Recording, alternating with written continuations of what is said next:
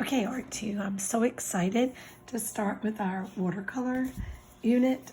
And you already have a board like this, and it's already got masking tape. But I painted this the other day, and my sound was very faint. Not that my voice is great to listen to, but I think you needed to hear what I was saying, and you couldn't. So you should have a board that looks like this, and it has tape in different spots. You want the one that's a full one here, and then these are divided into 4. This is the top. Full, and then 1, 2, 3, 4. Got it? I already taped it all down for you. If you're an art 2 and you didn't come get your board, you need to come to school. There's like 2 people, I think, left that haven't picked theirs up. So there it is. I'm gonna give you some examples. By doing these, it kind of teaches you the different ways that you can use watercolor, because watercolor is different from anything you've ever done before. Tempera, you add white to it to make it lighter. This is different. There's a lot going on that's different with watercolor. It's a very transparent paint.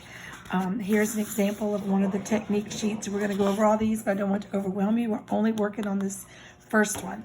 But I'm just going to show you a couple of them.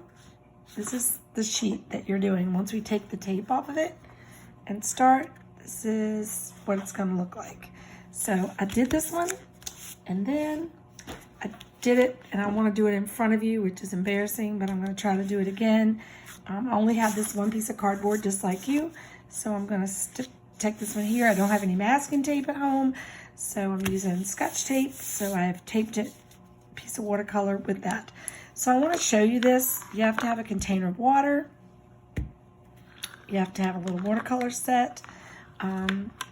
It doesn't have to be perfect. Look at mine. It looks like the worst one in the room. It's one of the ones that was left. And you have to have a tray. And you're thinking, I can just paint out of this watercolor set. Nope. The whole idea is that when these are made, it was made for you to mix the colors over in the far side over here, but obviously someone's made a mess. But then the way we use it, if we would close it, then all the water would run in there. So we're going to we're going to wet our brush. I'm going to choose purple. I'm going to take a little bit of purple out of here, and we're going to carry it over here. So the whole idea, the whole concept behind what I'm going to show you today is that you can make different colors and different values, I guess, not colors. You can make different colors as well, but today we're just doing values. So what I did was I carried purple over to 3 spots. I'm going to add water to this one and hopefully make it light. The first assignment, I'm grading for at least 5 different values of one color. And y'all know what that is, because in Art 1 you did pencil values. And you also did monochromatic painting when we did the tempera painting and learning about our colors. I'm going to add a little bit of water to this one, so hopefully that'll make that a little darker. And then we'll leave this one maybe that color.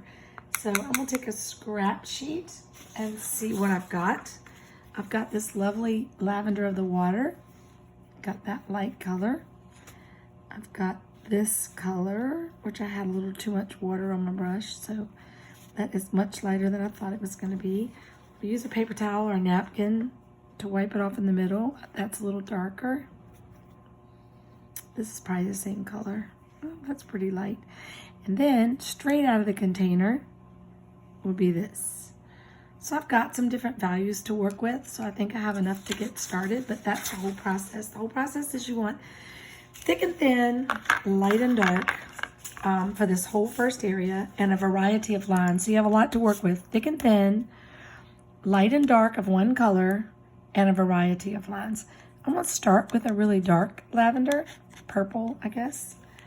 And I'm going to do a curvy line.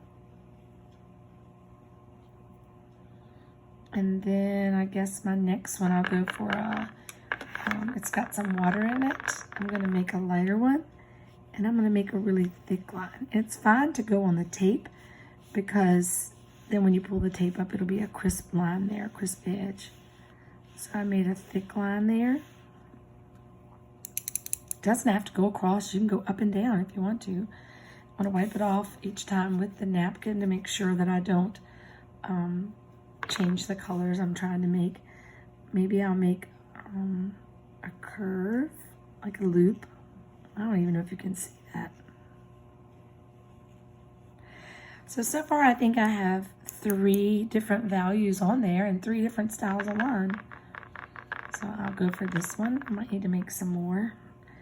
I'll go for an angle, maybe like a Charlie Brown shirt design.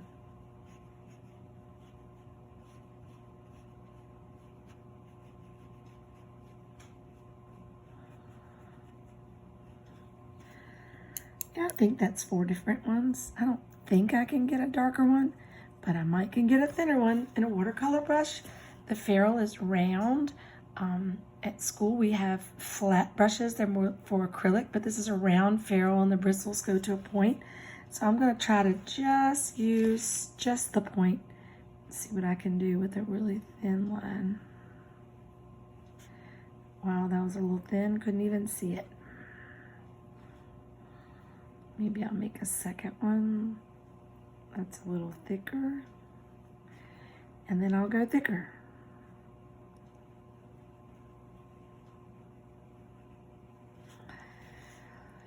So I probably have enough that if you stopped right now, you actually have enough to get a grade.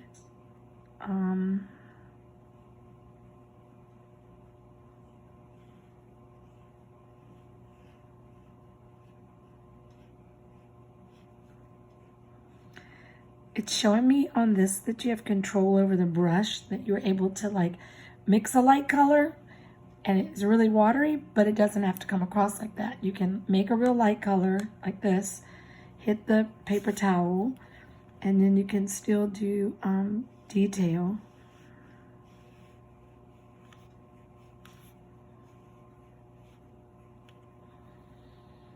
And maybe I'll go lighter.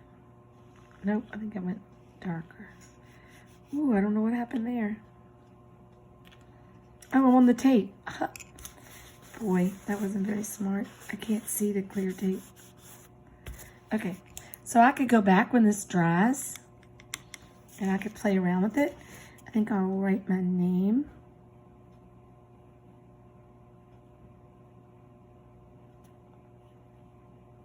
Up here. I used to tell them to write in cursive, and then I decided that no one knows what that is anymore. So write your name somewhere on this paper. You can go back when it's dry and add on top of it. I'm looking for 5 values and a variety of line.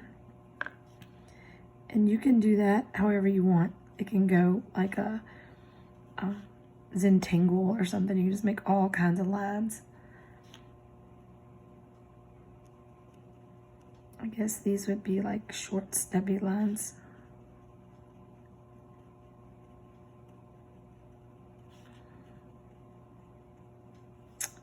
So, nice lavender in here.